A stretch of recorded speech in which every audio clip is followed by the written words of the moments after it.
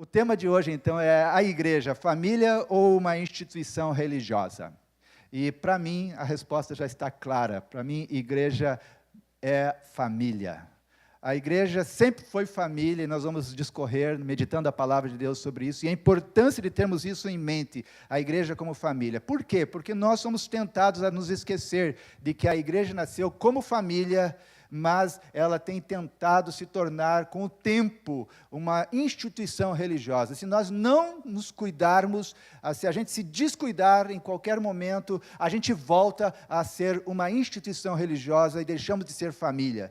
E eu quero, então, nessa noite, estar orando com os irmãos, meditando com os irmãos, sobre uma igreja, família, e não uma instituição. Vamos orar e pedir que o Senhor fale aos nossos corações, que Ele continue falando aos nossos corações nessa noite, amém? Vamos orar.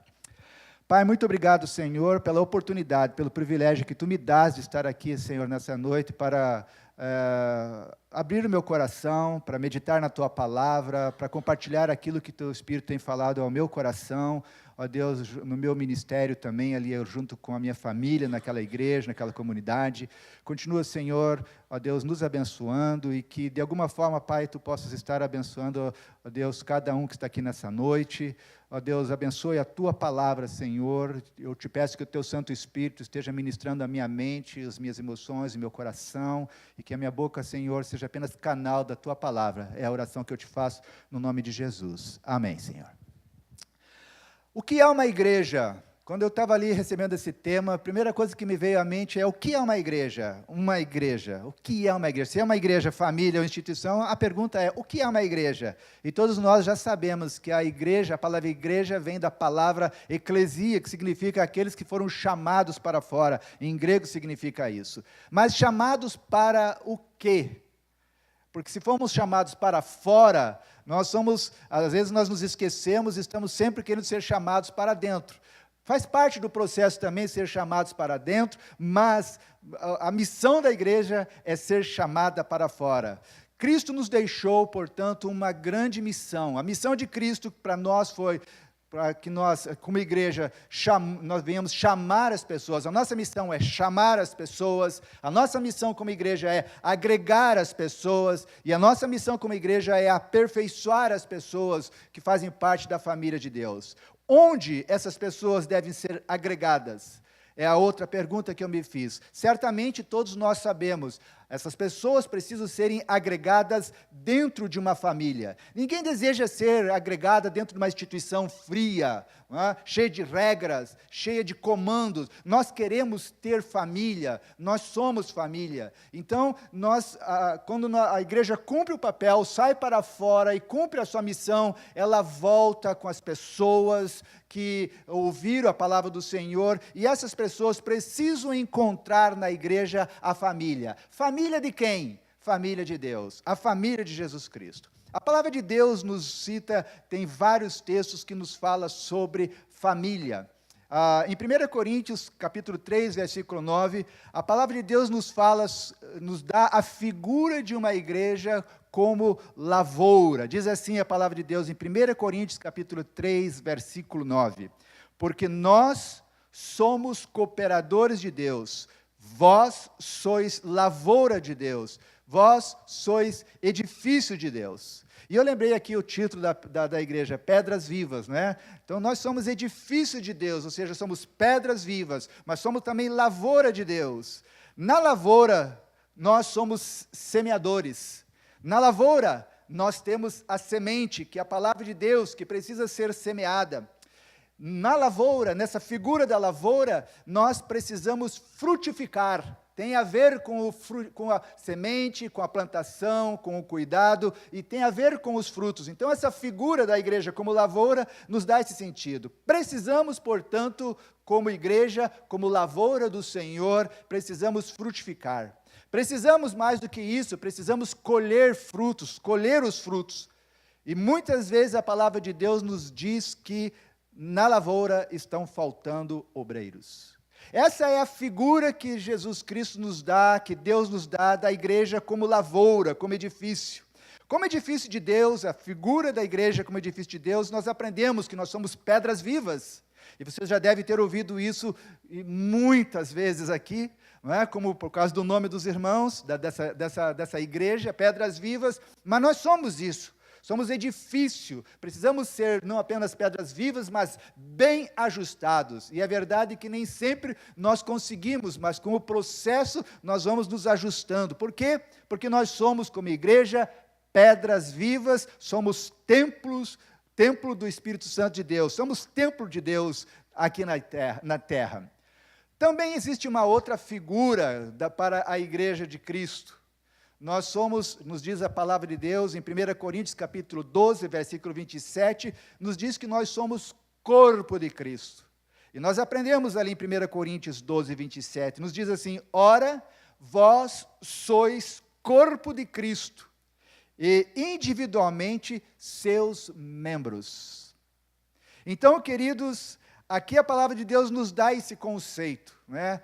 Somos lavoura, somos templo, somos corpo, mas ainda não falava muito sobre família. Mas voltando um pouco sobre o conceito, sobre a figura de corpo, o conceito significa nessa figura de que nós temos um papel como corpo, nós temos uma função dentro do corpo, nós temos dons dentro do corpo, nós temos uma missão, cada um de nós, para cumprirmos dentro do corpo e como corpo. Então, Deus vai nos dando figuras para mostrar a igreja. Mas, queridos, uma das maiores figuras e das melhores figuras é o conceito da igreja como família. O que fizemos, é a pergunta, com essa igreja durante os últimos séculos? Igreja, família ou instituição religiosa? A igreja começou como família. Mas no decorrer dos anos, essa igreja foi criando uma instituição, foi se institucionalizando, foi criando uma estrutura, muitas vezes fria, rígida, dogmática, uma igreja que muitas vezes ela era mais castradora do que uma igreja que trazia vida e libertação. E não era esse o sonho de Deus, não foi esse o projeto de Deus. Nós, como igreja, fomos transformados no decorrer dos anos como uma instituição. Queridos, Deus nunca sonhou com uma instituição. Esse não foi o sonho de Deus, não é o sonho de Deus, embora nós, muitas vezes, somos tentados a buscar esse lado institucional. Nós gostamos da organização, nós gostamos dos horários, nós gostamos das estratégias, nós gostamos de planejamento, nós gostamos de tudo isso, e isso nos leva com muita facilidade para o lado institucional. Não que nós, como instituição, eu não estou querendo denegrir o conceito de instituição. A instituição, como toda para a sociedade, ela é importante, mas, como igreja, ela precisa ser muito mais família do que instituição. É isso que eu quero deixar claro. É claro que a igreja, mesmo sendo família, ela precisa ter o seu lado instituição, o seu lado organizacional, o seu lado de planejamento, mas isso não pode, em hipótese alguma, nos levar a esquecer que a figura mais relevante e mais importante da igreja é a figura de família. Por quê, meus irmãos? Porque esse sempre foi o sonho de Deus. Deus, quando criou o homem, lá no Jardim do Éden, Deus criou Adão e Eva, para que eles constituíssem família. Deus queria que eles fossem a família de Deus aqui na terra. Eles foram criados à semelhança de Deus. E eles foram o primeiro sonho de Deus. E Deus olhava para eles. E Deus se alegrava com eles. E Deus visitava eles. Porque eles eram família, a família de Deus. Deus queria uma família. Deus queria que essa família crescesse, se multiplicasse, que um dia Ele iria levar essa família para viver na eternidade com Ele. Deus não viu esse sonho de forma sucessivamente acontecendo, sendo bem sucedido. Nós sabemos que logo depois o homem, a humanidade cai, essa instituição cai, mas nós vemos novamente Deus sonhando com isso quando Deus nos manda Noé. E novamente Deus ali, com Noé, Deus pega e separa a família de Noé. Ele disse, então com Noé, eu vou recomeçar tudo, eu vou separar mais uma vez uma família, e na família de Noé, eu vou começar a recriar a minha família, e novamente o sonho de Deus volta a crescer. Mas ali também a gente percebe que não dá certo. E aí então Deus começa a sonhar novamente. E Deus encontra um homem segundo o coração dele, um homem chamado Abraão. E lá longe Deus tira aquele homem do meio da sua família. E Deus convida ele para vir numa outra terra, onde aquele homem chamado Abraão iria constituir a família de Deus. E Abraão começa a constituir essa família, Abraão começa a crescer, e o povo de Deus, e Deus começa agora a sonhar não apenas como uma família, mas Deus começa a sonhar com a nação. Uma nação que tipificava, que representava uma nação de Deus, um governo de Deus. Mas nós sabemos, meus irmãos, que tudo isso também não funcionou. O homem foi falhando, e os sonhos de Deus para nós, naquelas situações, foram se frustrando. Se é que podemos dizer que o sonho de Deus se frustra, porque temos uma visão limitada, muitas vezes, da revelação de Deus. Deus tem uma revelação completa, e por Deus ter uma revelação completa, desde o princípio, antes de todas as coisas serem consumadas e feitas, tudo já estava pronto, tudo já estava consumado. Então, o alfa e ômega se resume dentro, não é, de uma questão de segundos. Então, antes da fundação, tudo já estava pronto, mas no decorrer da história, nós vemos essas fases, essas situações, e a tentativa e os processos do sonho de Deus realizar. Até que chegou um momento que o sonho de Deus veio a acontecer. E aí sim, meu irmão, no momento em que separa o Velho Testamento do Novo Testamento, no momento que Deus vem com o seu Filho encarnado, e ali o seu Filho prega o Evangelho, ali o seu Filho morre pela humanidade, ali o seu Filho então institui a igreja. E ali começa, então, a figura da igreja como família. Nós vemos, então, expressões que estão intrinsecamente relacionadas com família. Nós vemos, por exemplo, a expressão Deus Pai, que é uma expressão de família. Nós vemos, então, Jesus Cristo como noivo da igreja, não é? O noivo que virá buscar a noiva, com quem irá se casar, com quem nascerá. Quando chegarmos lá, iremos celebrar as bodas do casamento da noiva, que é a igreja, com o seu noivo, que é o nosso Senhor e Salvador Jesus Cristo. Mais uma vez a gente vê esse conceito, e nesses conceitos a gente começa a perceber o quanto Jesus Cristo, o quanto Deus evidencia o valor que Ele tem pela família. A igreja é a noiva, nós somos os filhos de Deus, nós somos os filhos do Senhor e a sua própria família. Agora, o que nós aprendemos, queridos, como figura da família? Por que isso é tão importante? Deus sonhou com tudo isso, mas qual é o conceito que nós temos de família? Quando eu e você pensamos em família, nós pensamos em pai, nós pensamos em mãe, nós pensamos em irmãos, nós pensamos em filhos, nós pensamos em netos, pensamos em bisnetos, pensamos em primos, pensamos em tios, pensamos e vamos pensando, tudo é a nossa família. Não é verdade? Esse é o conceito humano que nós temos hoje na sociedade, esse é o conceito cristão que predomina. A palavra de Deus fala muito sobre filhos.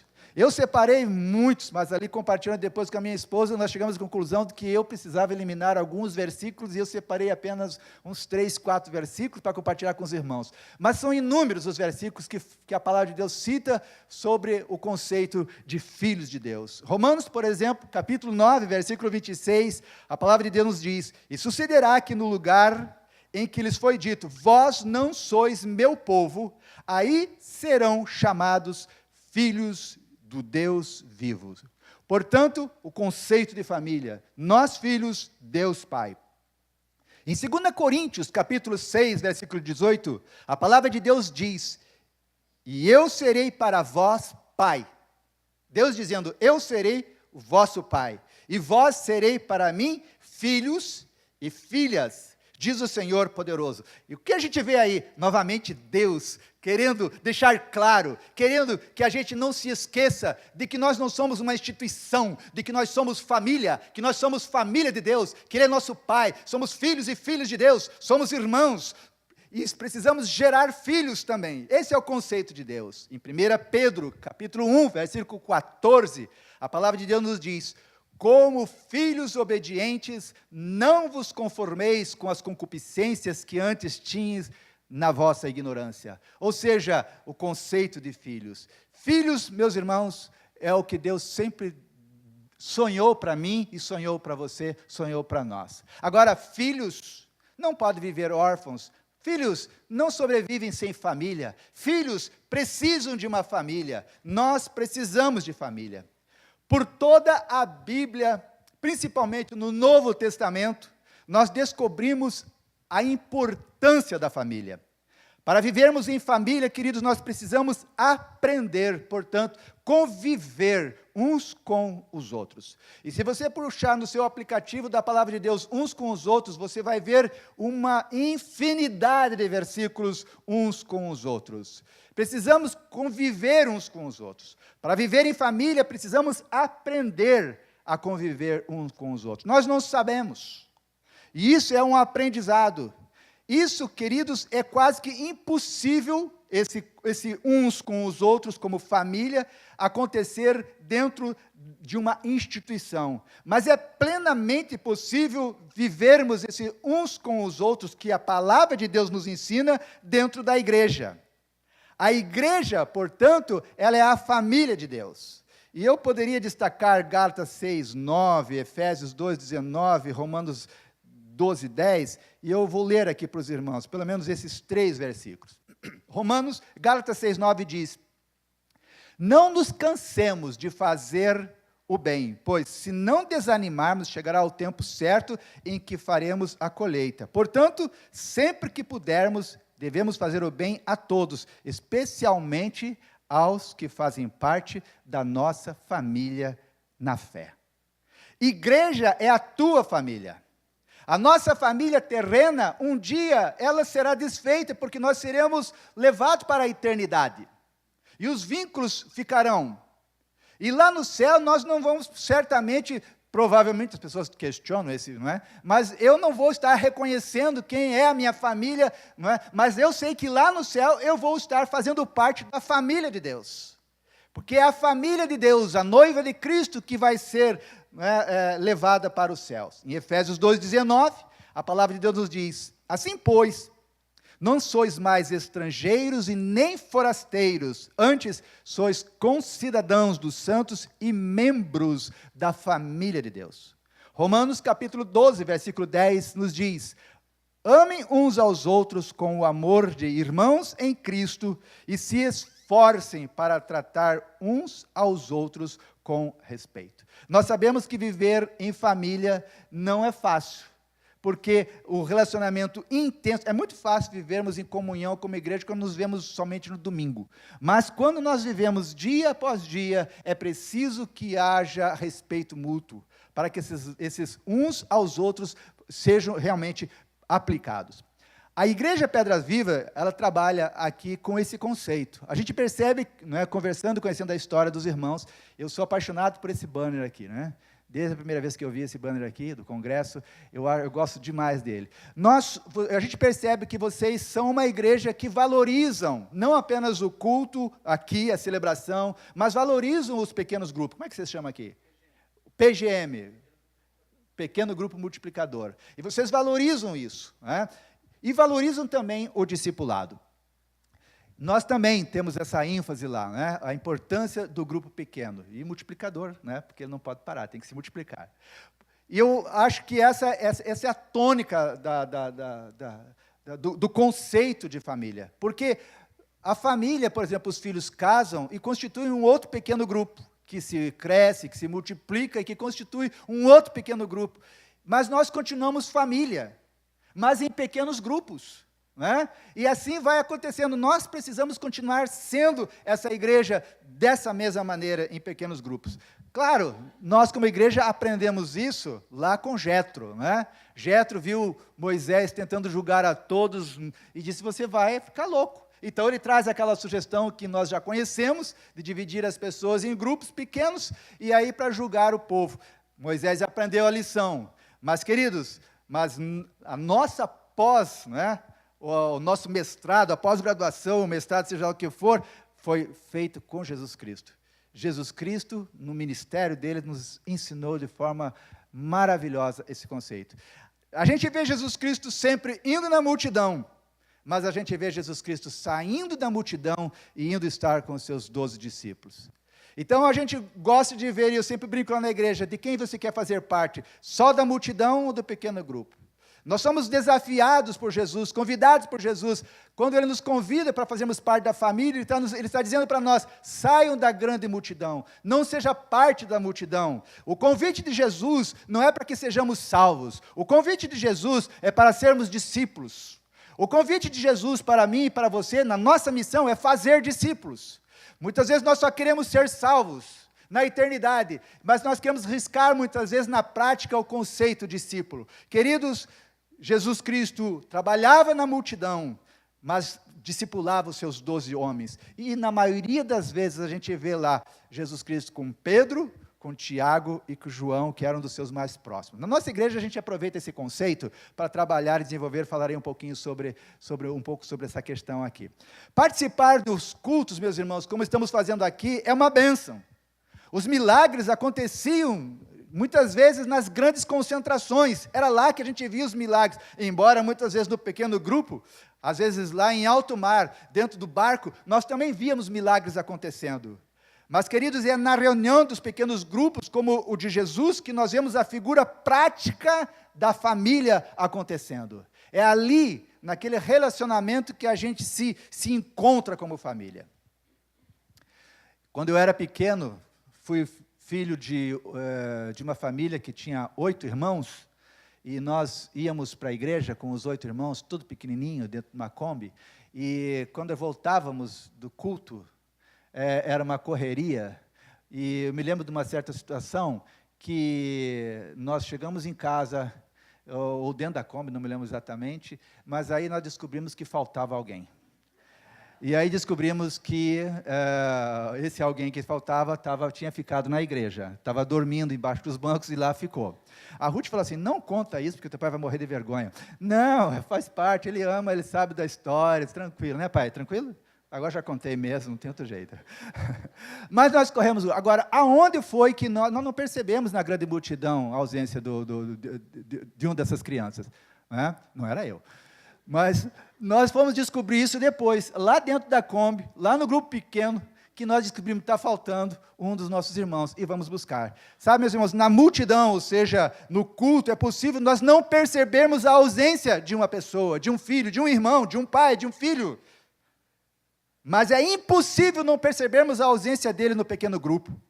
Lá na igreja, nós estamos sempre acompanhando, e muitas vezes a gente percebe que quando a gente detecta a ausência de alguém, geralmente é porque a cadeira daquela pessoa está vazia, mas às vezes demora para perceber isso na grande multidão, no culto. Mas na célula, no caso aqui o pequeno grupo, né, é rápido disso acontecer, de ser detectado. Então, meus irmãos, o pequeno grupo é muito importante. Logo que eu cheguei aqui em Joinville, eu fui visitar o lar da Abigail. Esse é o nome do lar? É isso, né? E eu lembro quando ela estava bem no princípio lá o lar, mas desde o princípio ela era muito corajosa. Ela tinha, naquela ocasião, 40 crianças. E a gente ficava perguntando ali, admirado com aquela situação toda, como é que ela cuidava disso. E ela dizia assim, é muito simples, eu conto o segredo, porque às vezes não consegue cuidar de 2, 3, então me ensina aí. E ela dizia assim, é fácil, a gente seleciona aqui uns, e esses uns cuidam mais de outros, e assim sucessivamente. Ou seja, todos têm um irmão responsável. Ninguém está solto. Então, os irmãos que cuidavam uns dos outros. Eu lembro daquela figura quando Deus perguntou, onde está teu irmão? E a pessoa responde o quê?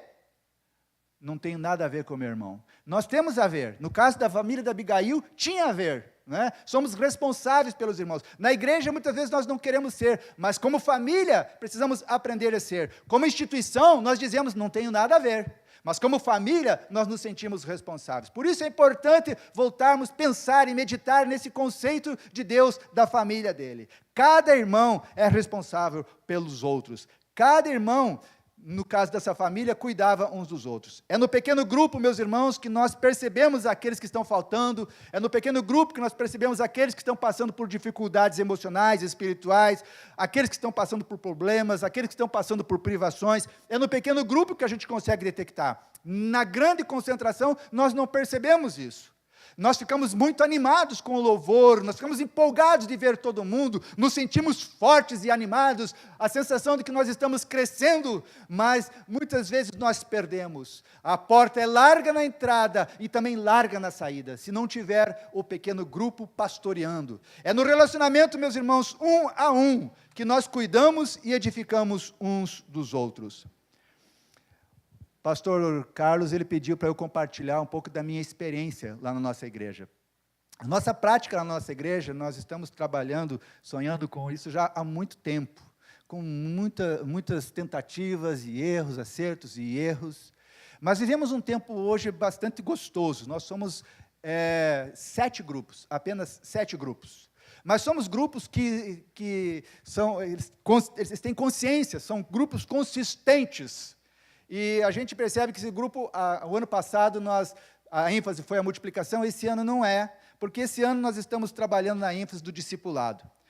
Mas por que é importante o pequeno grupo? É porque no pequeno grupo que o pastoreio do rebanho acontece. É o pequeno grupo daquele irmão mais velho que cuida do irmão mais novo. Então, esse pequeno grupo é muito importante. E nós vivemos isso lá na nossa igreja. E esse ano, 2018, nós iniciamos um processo de discipulado, de falar sobre discipulado. Eu sei que vocês já trabalham com isso já há bastante tempo, né? Mas lá nós começamos esse ano. E era um sonho, e a partir de fevereiro, então, nós começamos a botar em prática isso. Estamos apenas no início desse relacionamento discipular. Ainda não conseguimos alcançar toda a igreja, estamos bem no princípio, mas eu já consigo ver frutos disso acontecendo, né? Por que isso é tão importante? Por que nós achamos isso tão importante? Porque o grupo pequeno é a malha da rede larga, né? Eu aprendi isso aqui em Joinville, eu não sabia disso, vindo do Rio de Janeiro, não sabia muito disso, não. Aqui eu aprendi que tem a rede larga, com malha larga, e aqui tem a rede pequena, né, com malha fina. E eu descobri que os pequenos grupos, né, que a grande concentração não tem malha nenhuma, né? Os peixes vêm e vão. Mas eu descobri que no grupo pequeno nós podemos reter um pouco mais, porque a rede é menor. Mas eu aprendi que é no discipulado que a gente perde muito pouco pessoas. Nós retemos as pessoas, porque as pessoas precisam de relacionamento, elas amam o relacionamento. E eu pensava assim, Senhor, as células, os grupos estão já fortalecidos, nós sabemos como funciona, nós temos uma visão, nós sabemos para onde estamos avançando, mas, Senhor, nós precisamos ir mais fundo ainda nesse processo. Então, precisamos desenvolver um relacionamento discipular, e isso não acontecia ainda. O que na realidade, hoje nós estamos trabalhando? Por que é importante para nós? Nós, então, começamos a construir uma rede de discipulado.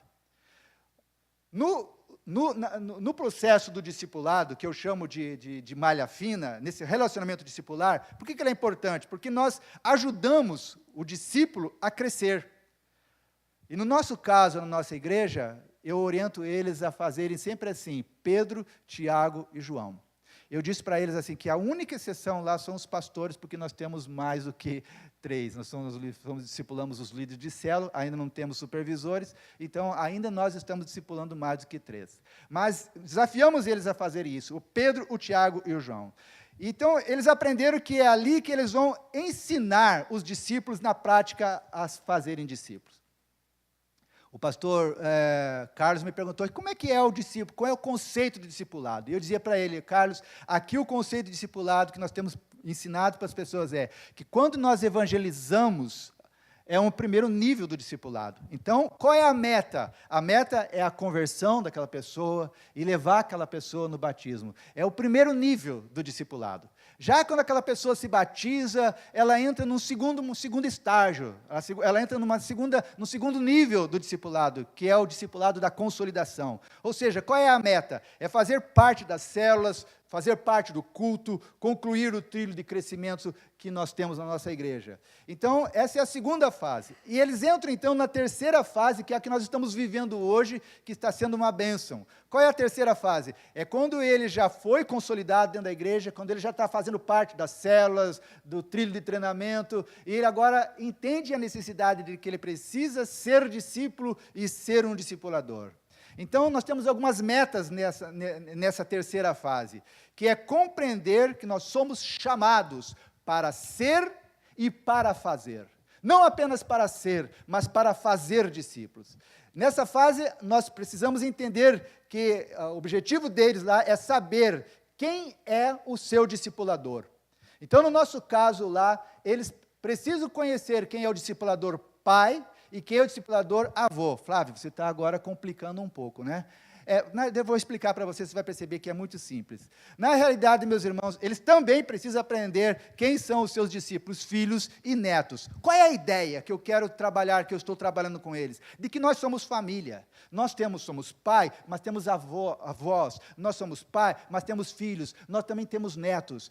O que nós queremos dizer? Eu tenho que receber, mas eu tenho que também dar. Eu preciso ajudar, não apenas os meus filhos, mas eu quero ajudar também, não posso atrapalhar, é claro, mas eu quero ajudar também os meus discípulos netos, e assim por diante. Então, é o conceito da família que nós estamos desenvolvendo lá. Então, eu, por exemplo, saio com os meus discípulos e eu me encontro com eles individualmente. Então, nós temos lá uma reunião mensal, que é uma reunião da escola de discípulos, temos uma reunião quinzenal, que a gente reúne com todos eles para dar administrativas, mas eu, individualmente, saio com os meus discípulos e vou fazer uma caminhada. Descobri que essa foi uma bênção para nós, né? Primeiro, porque eu posso fazer exercício. Então, segundo, que eu já convido eles, vamos caminhar. E eles começam, né, vamos caminhar, eles não sabem muito bem o que é, e aí eu marco com eles dia e hora, né, local. Então, você vem na minha casa, no tal dia, tal hora, e ele vem na minha casa lá, e eu estou esperando, e a gente sai para caminhar. Eu pergunto para ele, quanto tempo nós temos? Ah, pastor, você que sabe. Então, 1 hora é a média aqui. Pode ser mais, pode ser menos, decide você. Não, tá bom, 1 hora. Então, eu já sei qual é o roteiro para 1 hora. E a gente sai. Na metade dessa caminhada ali, a gente conversa sobre tudo, sobre um monte de situação. E aí, na outra metade, então, eu divido em 2 partes. Aí eu começo a ministrar o coração deles, em cima de tudo aquilo que ele abriu, tudo aquilo que ele falou. E ele começa a perceber, puxa vida, né, que bênção. E ele vai falando. E no final, no último 1/4 da jornada, eu dou uma pausa, paro, e ele fica admirado, né, porque eu parei. E eu disse, sabe por que eu estou parado aqui? Ele falou, agora já estão aprendendo, né?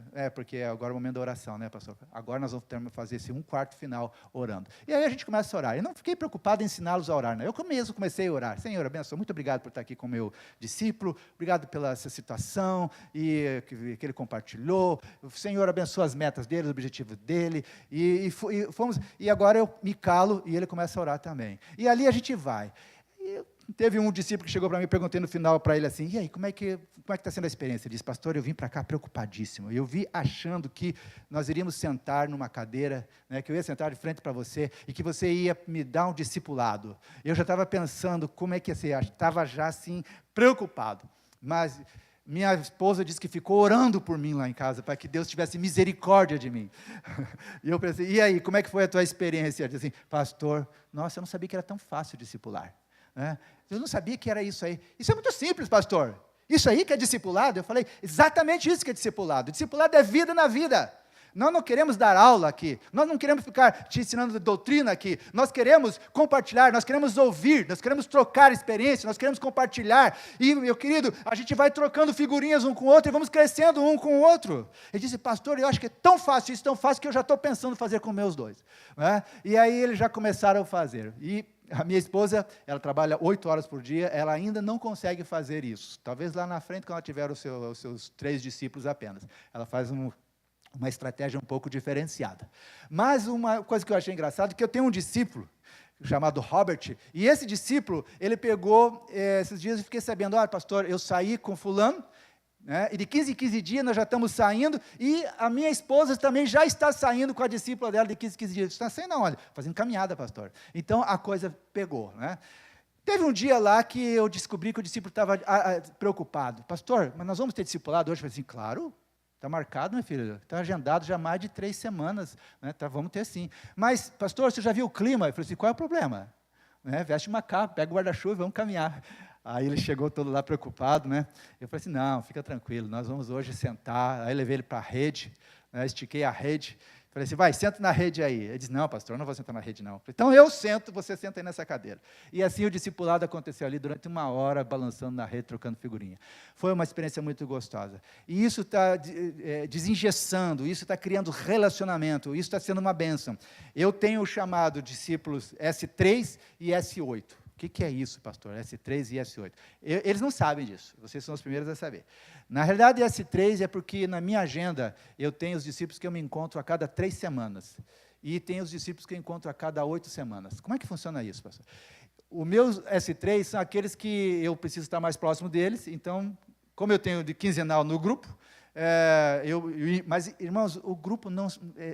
o gostoso mesmo é o individual. E ali, então, de 3 em 3 semanas, eu me reúno com eles.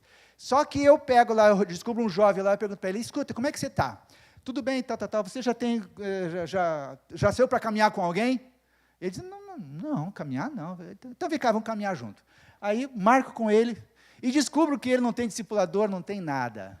Mas ele está numa célula. Aí eu pego, converso com ele, tal, marco. O que você acha de um dia você também fazer uma caminhada dessa com o teu líder de célula? E aí eles vão aprendendo, que eu falo para eles, olha, isso que eu estou fazendo é discipulado. Isso é uma caminhada com Deus. Jesus fazia essas caminhadas com seus discípulos. Jesus discipulava enquanto caminhava, não é? Muitas vezes. Ou enquanto ele estava no barco, navegava. Ou enquanto pescava. Não é? Estava lá Jesus discipulando. E eu comecei a mostrar isso para eles, sabe, meus irmãos? E eles começaram a aprender. Então eu cheguei agora para eles e eu falo para eles assim, olha, já botei a bola, está no gol aí, é só chutar. Está tudo preparado, é só chutar. E aí eu vou ajudando. Qual é o conceito? De que nós somos uma família. Né?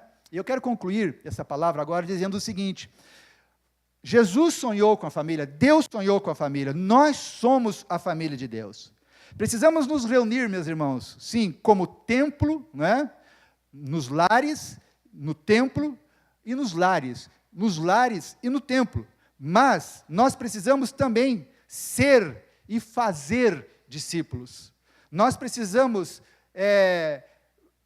também discipular as pessoas. Nós precisamos ter filhos, discípulos e netos discípulos. Lá é muito comum eles perguntar para mim assim, eu pergunto, você é discípulo de quem? Eu sou discípulo filho, ou eu sou discípulo neto das pessoas, não é? E a gente vai linkando aquilo ali. Porque é o conceito de família. Nós precisamos ter discípulos filhos, discípulos netos, discípulos pai, discípulos avós, e assim por diante. Porque nós somos uma família. Nós temos um conceito lá. O discipulado principal, eu tenho um discipulador principal. Mas isso não me impede de ser discipulado também pelo meu irmão. Isso não me impede de ser também discipulado pelo meu tio, né? No conceito lá do outro, do discípulo do outro. E também não impede de eu, de repente, discipular o meu avô, porque eu posso também aprender. De vez em quando eu estou caminhando ali com o meu discípulo, e eu percebo que o meu discípulo, nossa, me compartilhou algo interessante, que eu cresci com aquilo. Então, esse conceito é o conceito da família. É o conceito que eu posso aprender tanto com o meu discipulador oficial, se é que podemos determinar isso, mas também posso aprender com toda a minha família. Nós estamos desenvolvendo esse conceito. O conceito de que uns precisam cuidar dos outros. Em outras palavras, meus irmãos, o discipulado, ele é realizado ao mesmo tempo pelos pais, mas também por toda a família, não apenas pelos pais. Pode ser pelo pai, pode ser pelo avô, pode ser pelo tio, pode ser esse conceito. Então, na nossa igreja, nós estamos trabalhando nesse sentido. Nós já avançamos na questão dos grupos pequenos, e estamos agora trabalhando no conceito de células, do discipulado. O conceito da família é muito importante. Nós não somos uma instituição, nós somos família. Nós nos importamos uns com os outros. Sabe, meus irmãos, a instituição é fria, mas a família, ela tem uns aos outros. Ela perdoa, ela acompanha, ela dá uma nova chance, ela dá uma nova oportunidade. O meu desejo para essa igreja é que ela continue caminhando, avançando. Eu participei há alguns anos aqui, já no congresso, e eu sei que os irmãos já estão caminhando nesse sentido. E que vocês lutem para não ser, não predominar o conceito de instituição. Embora ele prevaleça nas estruturas e há uma necessidade organizacional nesse sentido. Mas, mais do que tudo, que o conceito, que a visão de igreja como família prevaleça em todo o tempo. Uma igreja como família perdoa, uma igreja como família ama, uma igreja como família ajuda, uma igreja como família que sempre quer o melhor. E o filho pródigo sempre vai desejar voltar para casa, porque lá ele tem uma família esperando por ele. Amém? Senhor, nós te agradecemos, Deus, pela tua palavra.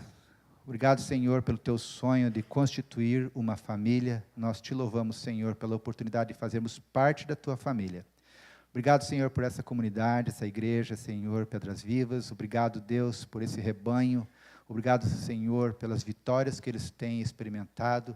Continue, Senhor, a Deus edificando, mostrando, revelando para eles a tua vontade e o querer deles. Que eles sejam realmente, Senhor, continuem sendo pedras vivas em todos os sentidos, como família, ó Deus, se reunindo, se multiplicando como família, abençoando como família, se importando como família, ó Deus, e que esse amor de família, Senhor, predomine na vida dessa igreja em todo o tempo. Muito obrigado, Senhor, por essa oportunidade que tive de estar aqui nessa noite. É a minha oração que te faço no nome de Jesus. Amém, Senhor.